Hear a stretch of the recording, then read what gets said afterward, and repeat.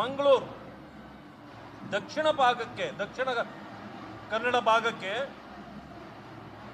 ಇವತ್ತು ಕಾರ್ಖಾನೆಗಳೇ ಹೋಗೋದಿಲ್ಲ, ಇಂಡಸ್ಟ್ರಿಯಲೈಸೇಷನ್ ಆಗಿಲ್ಲ ಅಂತ ಹೇಳ್ತೀರಿ. ಯಾಕೆ ಅಂದರೆ ಅಲ್ಲಿ ಹಿಂದುತ್ವದ ಕಾರಣ ಗಲಾಟೆಗಳಾಗ್ತವೆ ಅಂತ. ಅಲ್ಲಿ ಹಿಂದುತ್ವದ ಕಾರಣದಿಂದ ಗಲಾಟೆ ಆಗ್ತಾ ಇಲ್ಲ, ನಿಮ್ಮಂಥವರ ಅವಿವೇಕತನದಿಂದ, ಪ್ರಚೋದನೆಯಿಂದ ಆಗ್ತಾ ಇದೆ.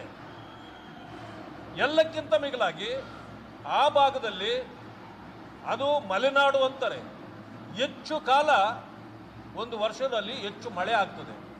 ಅಲ್ಲಿನ ವಾತಾವರಣಕ್ಕೆ ಯಾವ ಇಂಡಸ್ಟ್ರಿಗಳು ಹೋಗ್ಬೋದು ಅಷ್ಟನ್ನೇ ಮಾಡ್ಬೋದೇ ಹೊರತು ಬೆಂಗಳೂರು ಭಾಗದಲ್ಲಿ ಇರೋ ರೀತಿಯಲ್ಲಿ ಮಾಡಲಿಕ್ಕೆ ಆಗೋದಿಲ್ಲ. ಆ ಒಂದು ವಿವೇಕವೂ ನಿಮಗಿರಬೇಕಾಗಿತ್ತು. ಇದೆಲ್ಲ ಬಿಡಿ, ನಿಮ್ಮ ಗುಲ್ಬರ್ಗ ಪರಿಸ್ಥಿತಿ ಹೇಳಿ, ಕಲ್ಯಾಣ ಕರ್ನಾಟಕದಲ್ಲಿ ಎಂಥ ಪರಿಸ್ಥಿತಿ ಇದೆ ಅನ್ನೋದನ್ನು ಹೇಳಿ. ಅದು ನಿಮಗೆ ಗೊತ್ತಾಗಲಿಲ್ವೇ? ಅದರ ಪರವಾಗಿ ಯಾಕೆ ಮಾತಾಡೋದಿಲ್ಲ ಅಂತಕ್ಕಂಥ ಬುದ್ಧಿ ಮಾತನ್ನು ಅವರಿಗೆ ಹೇಳಲಿಕ್ಕೆ ಬಯಸ್ತೇನೆ. ಸರ್, ರಾಜಪ್ಪನವರು ಕಾಂಗ್ರೆಸ್ನ ನಾಯಕತ್ವ ಕಚ್ಚಡ ನಡೀತಾ ಇದೆ. ಬೀದಿಯಲ್ಲಿ ನಾಯಿಗಳೇನು ಹೊರಡ್ತಾರೆ ಅದನ್ನು ಹಿಡಿಬೇಕು, ಬೀದಿ ನಾಯಿಗಳನ್ನ ಅಂತ ಹೈಕೋರ್ಟ್ ಆದೇಶ ಮಾಡಿದೆ. ಹಾಗಂತ ನಮ್ಮ ನಾಯಕರನ್ನ ನಾಯಿ ಅಂತ ಹೇಳ್ತಾ ಇಲ್ಲ, ಬಾಲನೇ ನಾಯಿನ ಅಲ್ಲಾಡಿಸ್ತಾ ಇದೆ ನಮ್ಮಲ್ಲಿ ಅಂತ. ಅಲ್ಲಿಗೆ ಕಾಂಗ್ರೆಸ್ನಲ್ಲಿ ಇರೋರು ಎಲ್ಲ ನಾಯಕರು ನಾಯಿಗಳು ಅಂತಂದಂಗೆ ಆಯ್ತಲ್ಲ. ಹಾಗಿದ್ರೆ ನಾನು ಒಂದು ಸಾರಿ ಮೋದಿಜಿಯವರ ಬಗ್ಗೆ ಮಾತಾಡಿದವರಿಗೆ, ಮೋದಿಜಿಯವರು ಆನೆ ಇದ್ದ ಹಾಗೆ ಹಳ್ಳಿ ಒಳಗಡೆ ಬಂದರೆ ನಾಯಿಗಳು ಬಗಳ್ತವೆ, ಆ ರೀತಿ ಕೆಲವರು ಬಗಳಿದ್ರೆ ಏನು ಆನೆ ಅದಕ್ಕೆ ಎದುರ್ತದೆಯಾ ಅಂತ ಕೇಳಿದ್ದೆ. ಬಹಳ ಬೇಜಾರು ಆಗಿದ್ದವರು ಕೆಲವರು ಇವತ್ತೇನು ಹೇಳ್ತಾರೆ, ನಿಮ್ಮನ್ನು ಸೇರಿ ಮಹದೇವಪ್ಪ ನಾಯಿ ಎಂದಿದ್ದಾರೆ. ಆಮೇಲೆ ಕಾಂಗ್ರೆಸ್ನವರಿಗೆ ನಾಯಿ ಅಂದರೆ ಬಹಳ ಇಷ್ಟ. ಇವತ್ತು ಉಪ್ಪಿನಂಗಡಿಯಲ್ಲಿ ನಾನೊಂದು ಭಾಷಣ ಮಾಡಕ್ಕೆ ಹೋಗಿದ್ದೆ.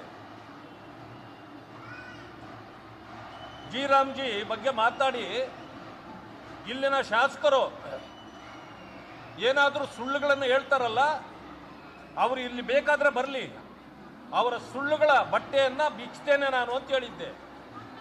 ಅದಕ್ಕೆ ಅವರು ನನ್ನನ್ನು ನಾಯಿ ನಾಯಿ ಅಂತಂದಿದ್ದಾರೆ.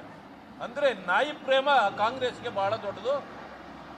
ಇವತ್ತು ಎಲ್ಲ ಯಾರ್ಯಾರು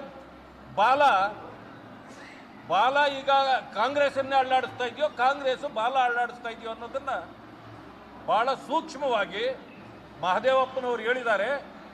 ಅಂದರೆ ಯಾರ್ಯಾರು ನಾಯಿಗಳು ಅನ್ನೋದನ್ನು ಕೂಡ ಮಹದೇವಪ್ಪ ಹೇಳಬೇಕು.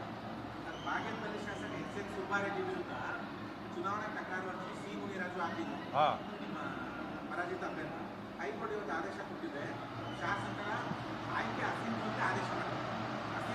ಆಯ್ಕೆ ಅಸಿಂಧು ಅಂತ ಆದೇಶ ಮಾಡಿದೆ. ನೋಡಿ, ಹಲವು ಬಾರಿ ಈ ರೀತಿ ಆಗಿದೆ.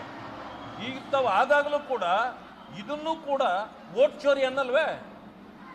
ಇದು ನಿಜವಾದ ವೋಟ್ ಚೋರಿ. ರಾಹುಲ್ ಗಾಂಧಿ ಕಳಿಸ್ಕೊಡ್ಬೇಕು ಇದನ್ನು. ಎಲ್ಲೆಲ್ಲಿ ವೋಟ್ ಚೋರಿ ಕಾಂಗ್ರೆಸ್ ಮಾಡಿ ಗೆದ್ದಿತ್ತು ಅನ್ನೋದು ಈಗ ಗೊತ್ತಾಗ್ತಾ ಇದೆ. ಅದಕ್ಕೆ ಕಾಂಗ್ರೆಸ್ ಮುಖಕ್ಕೆ ಹಿಡಿದ ಕನ್ನಡಿ ಇದು ಅಂತೇಳಿ ನಾನು ಹೇಳಲಿಕ್ಕೆ ಬಯಸ್ತೇನೆ.